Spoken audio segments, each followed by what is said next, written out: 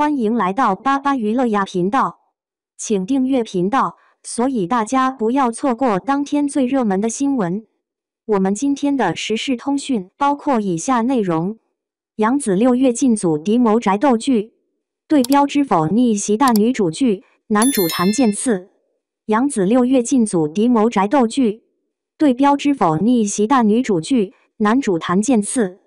杨紫目前在青海进组了《生命树》出演白菊，是一位女警察的角色，保卫家乡的环境，反黑环保助力乡村，跨度近，可以说是班底相当不错的大剧，业内顶级的资源了。这也是杨紫近期的一部大制作正剧，而下一部剧目前还没有官宣。网传疑似是企鹅筹备了的敌媒宅斗剧。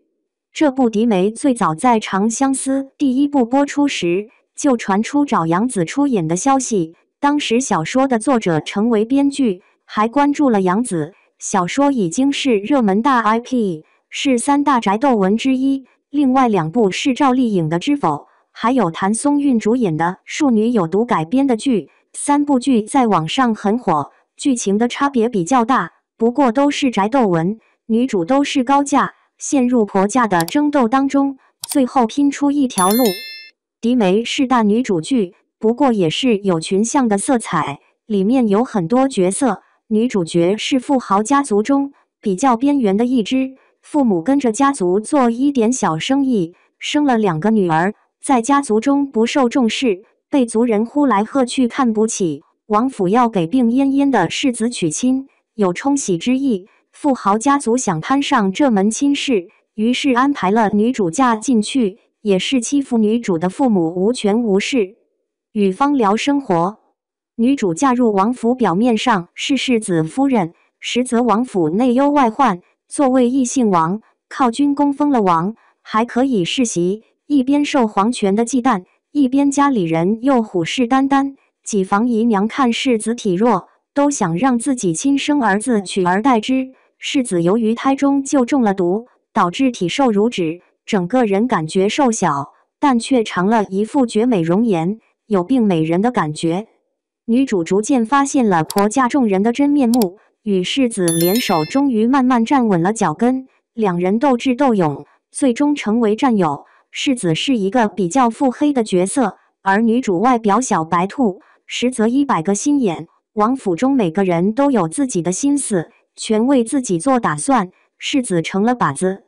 网传男主角是谭健次，企鹅分别找了杨紫和谭健次谈合作，2人都挺有意向。这部剧的班底会非常好，投资也相当大，会请来不少黄金配角演员。作者已将小说改编成剧本了，就看什么时候筹备开机了。这部剧企鹅信心相当大，希望做成一部真正的养老剧，以后复播点击率比较高的那种。剧中除了言情之外，还有家人的相处之道、管家之道等，看点是比较多的。王府相当于一个企业，而身为主母的女主角相当于企业的 CEO。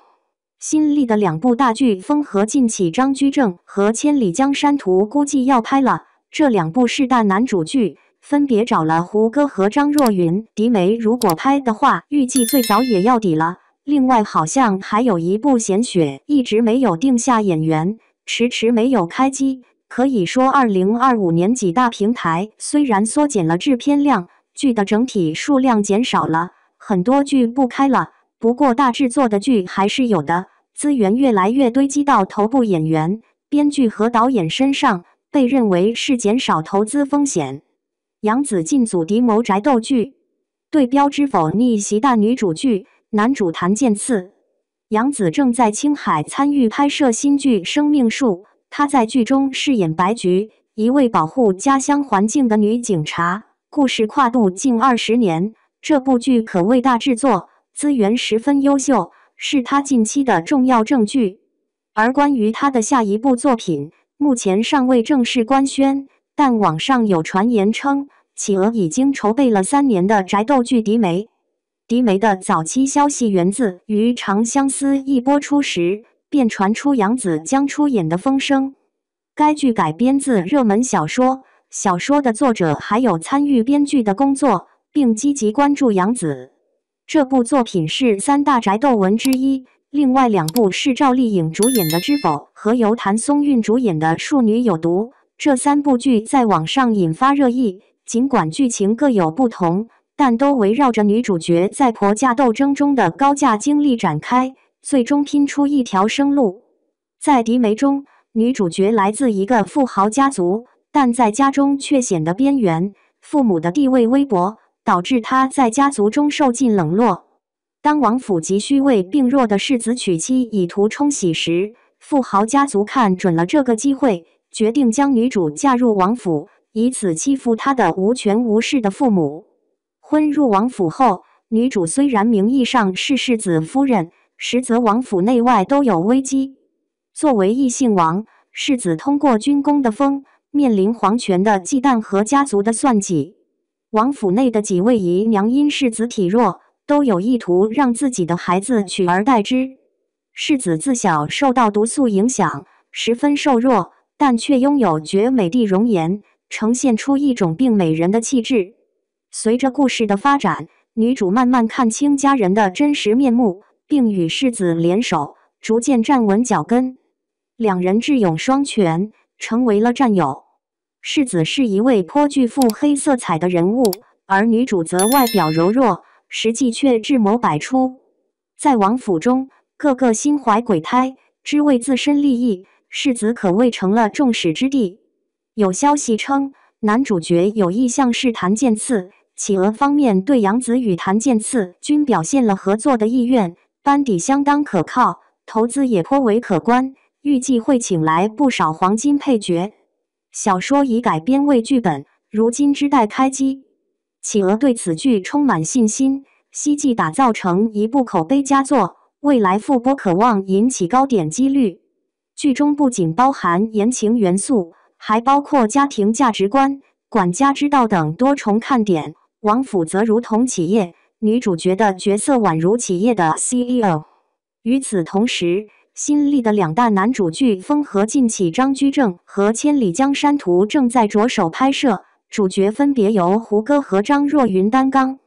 而迪梅若顺利拍摄，预计最早也要等到底。另外，还有一部名为《贤雪》的剧作迟迟未定演员，迟迟未能开拍。尽管各大平台制作量有所减少，数量也缩水，但优质大制作依然在稳步推进。资源逐渐集中到顶尖演员、编剧和导演身上，成为降低投资风险的做法。